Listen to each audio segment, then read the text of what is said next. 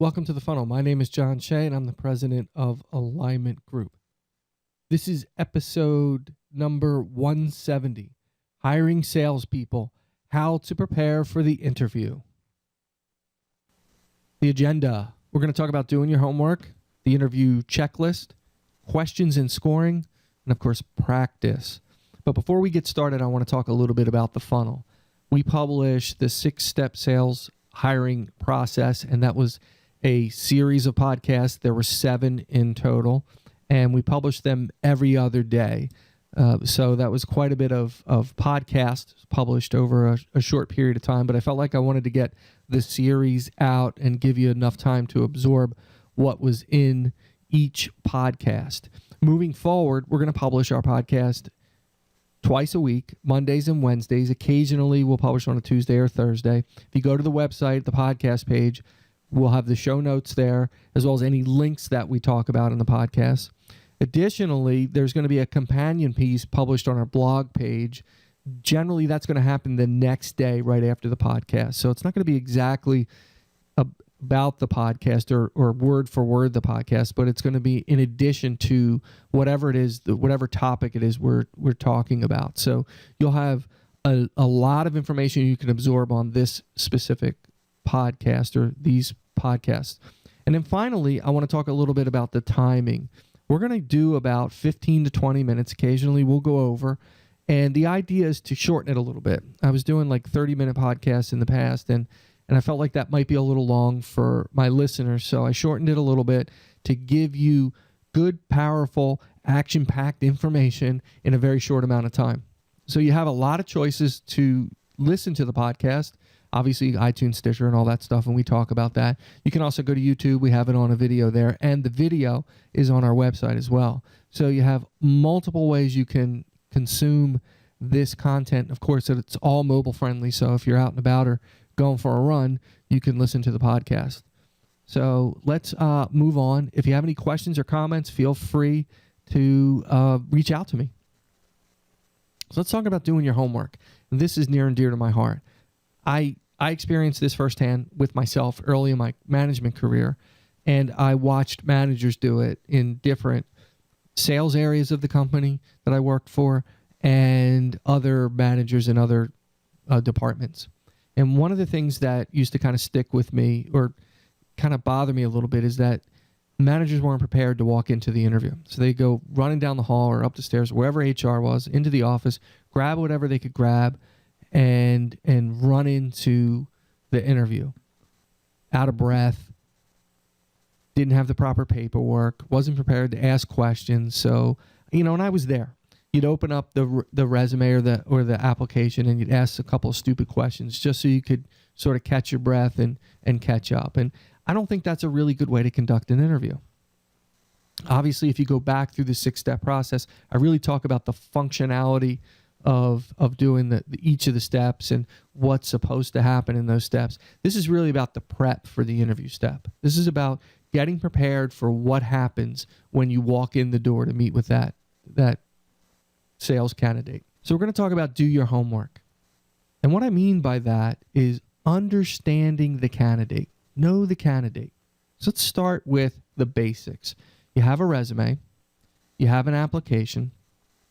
You have the assessment. So you have a lot of information in front of you. I would take really good notes on the resume. Go through it with a fine-tooth comb.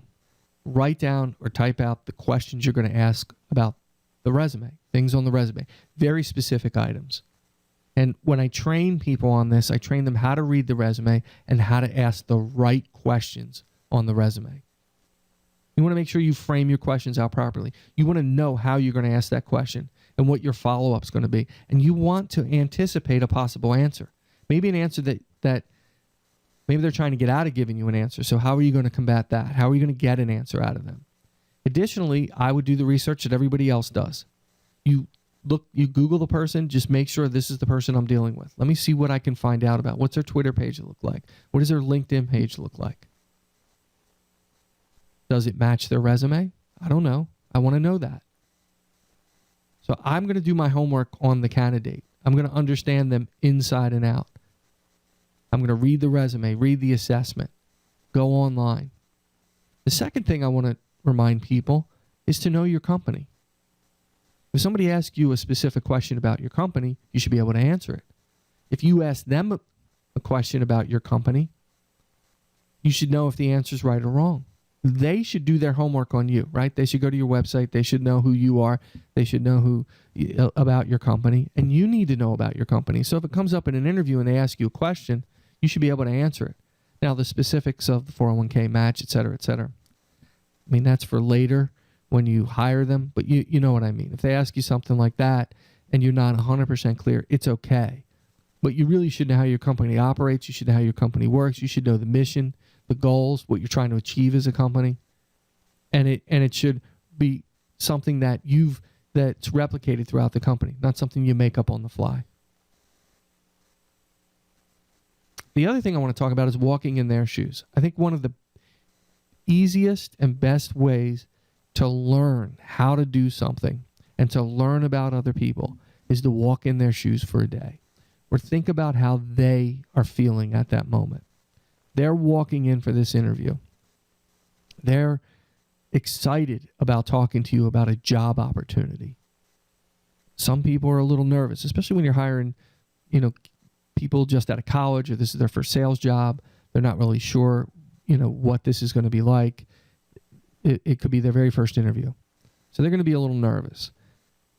Or someone who has experience and they have high expectations of you and the company.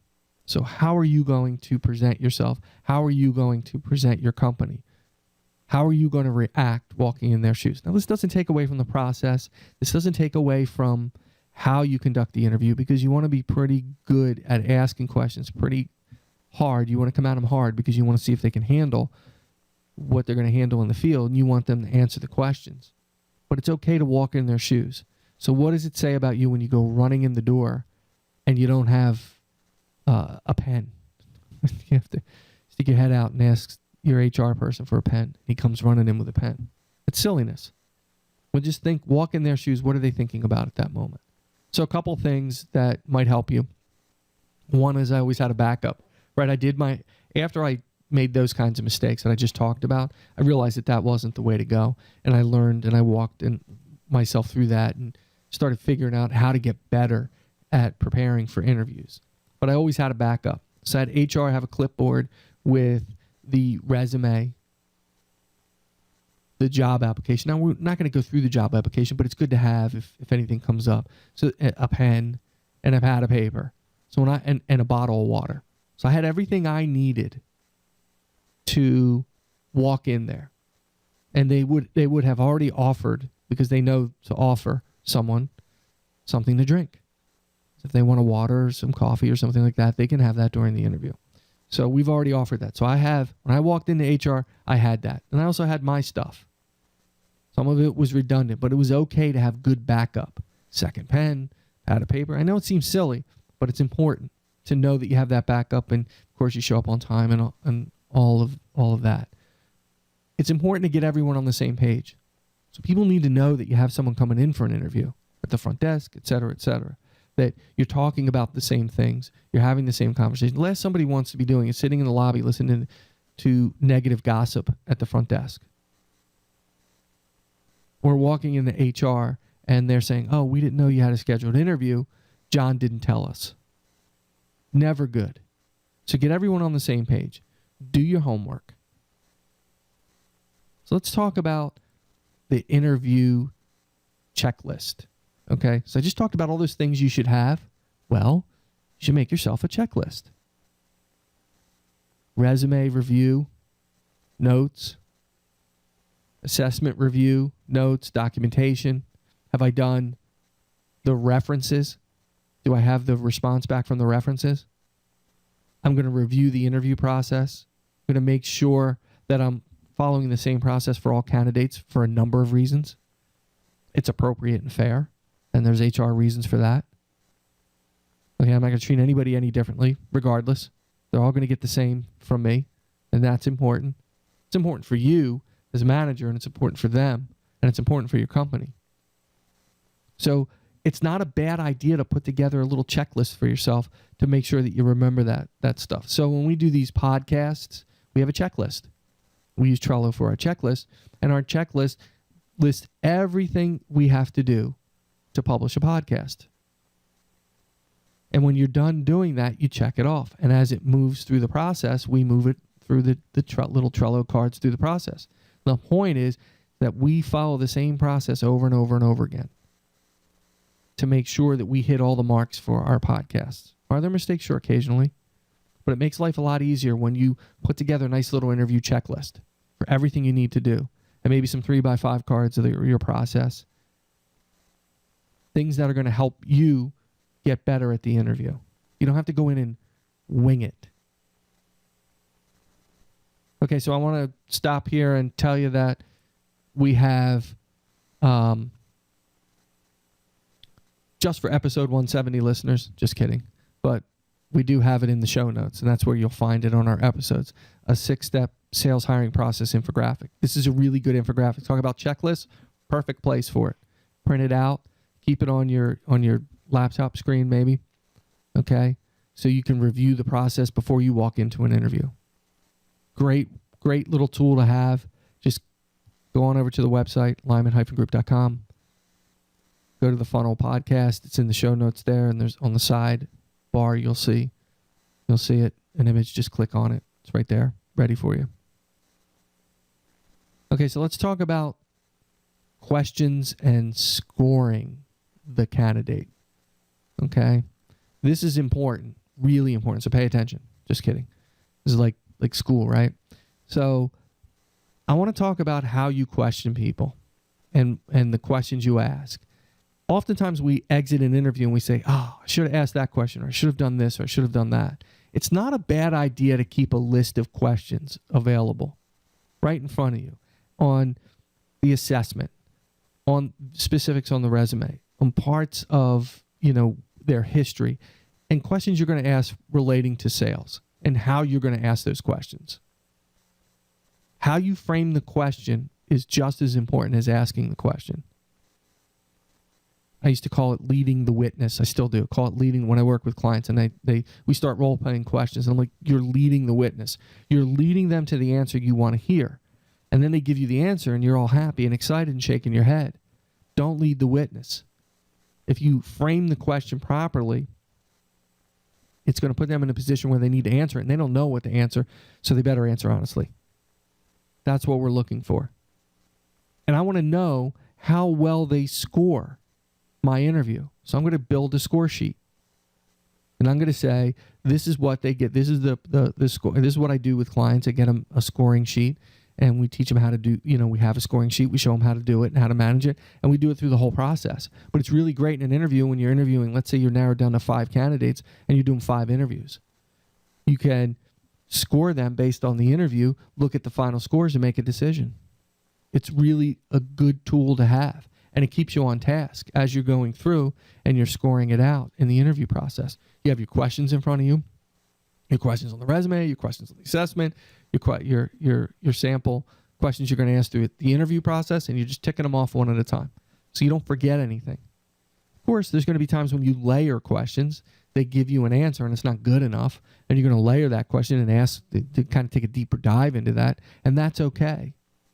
But the questions part of it, that part is where people kind of get hung up. They get off track. They start listening to somebody talk, et cetera, et cetera. I had a trainer a long time ago, really good guy, taught us how to do a lot of different things. And one of the things early in my career, he said, if you're talking more than they're talking in the interview, it's not a good interview. They need to be talking more than you. You need to ask the question and shut up. Awkward silence is okay. You want to hear their answer. Can they frame the answer out properly? Do they know how to answer a question? Do they have good listening skills? Can they handle the pressure that you're applying on them with some of your questions, especially when you start digging into their history and what they said they did on the resume, and can they articulate that in a way that you believe them? I built a program from scratch for my company, and it grew the revenue 600%. Okay? Why don't you walk me step by step through that process, what you did? Tell me from the beginning. What was the program designed to do? What were the goals? What was the revenue before you started? What was the revenue when you finished? I got 1,000 questions I can ask on that. I'm digging deeper and deeper and deeper. And then I'm going to come back and I'm going to ask them those same questions in a different way a couple minutes later. Are they consistent? Why not? The resume is a brochure. It's all the good highlights. I want to dig deep into that resume. And I can't do that unless I'm prepared. I'm prepared to ask really good questions.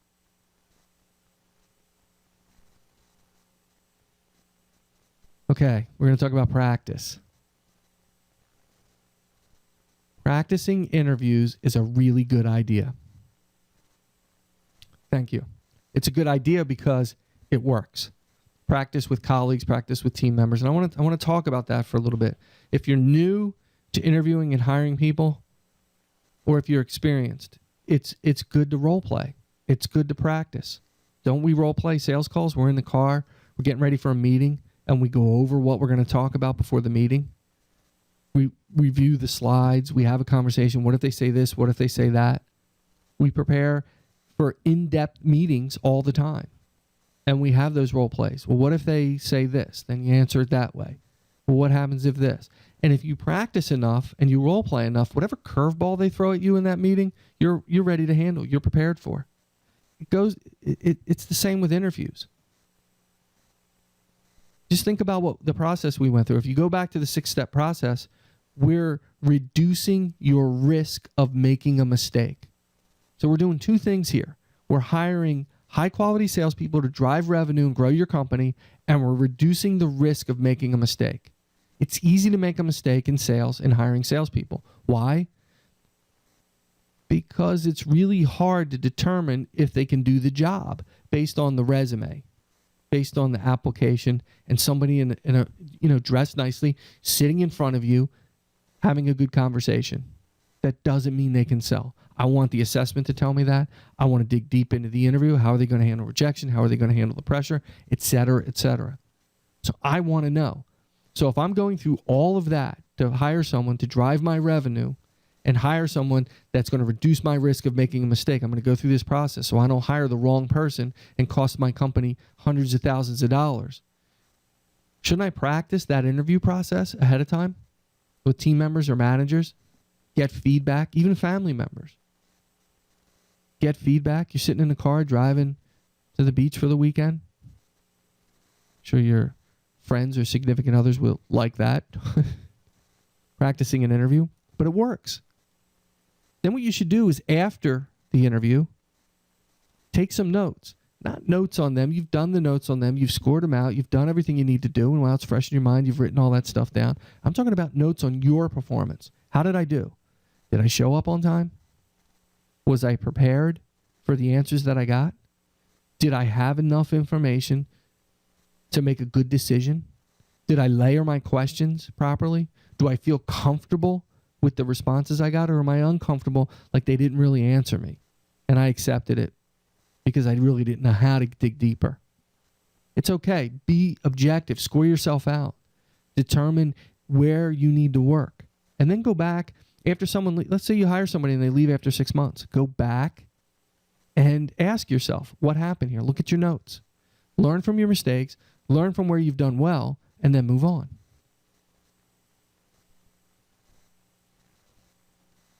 So if you'd like to subscribe to The Funnel, you can go to alignment-group.com/The Funnel.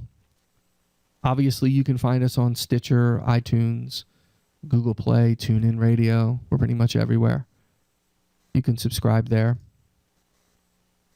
You can find us on Facebook, Twitter, LinkedIn, Google+. We're everywhere. If you're interested, reach out to me, jshay at alignment-group.com. We're at alignment-group.com is our website. Any comments, any questions, anything you want to hear about, if you want me to talk about a specific subject, send it over. Until next time, keep filling the funnel.